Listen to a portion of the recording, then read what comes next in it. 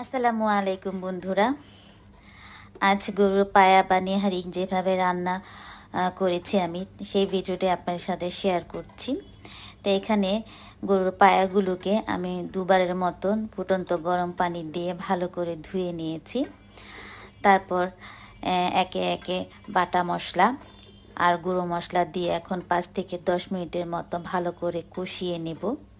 তো এক হাতে ক্যামেরা নিয়ে আর অন্য হাত দিয়ে নাড়াচাড়া করতে একটু কষ্টই হচ্ছে, হয়তো বড় পাতিল নেওয়া দরকার ছিল। যাই হোক, এরই মধ্যে আমি 5 মিনিটের মতন কষিয়ে নিয়ে ফুটন্ত গরম পানি দিয়ে দিলাম ও আরও কিছু পানি দিতে হবে। তারপর 3-4 ঘন্টার মতো রান্না করব।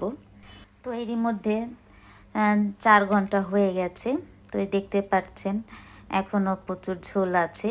তো আরও কিছুক্ষণ রান্না করব, ঝোলটা একটু গাঢ় হবে। আর এদিকে আমি পেঁয়াজ বেরেস্তা করে নেব। তো নামানোর আগ দিয়ে একটু টালা জিরার গুঁড়ো আর গরম মশলার গুঁড়ো দিয়ে নামিয়ে নেব।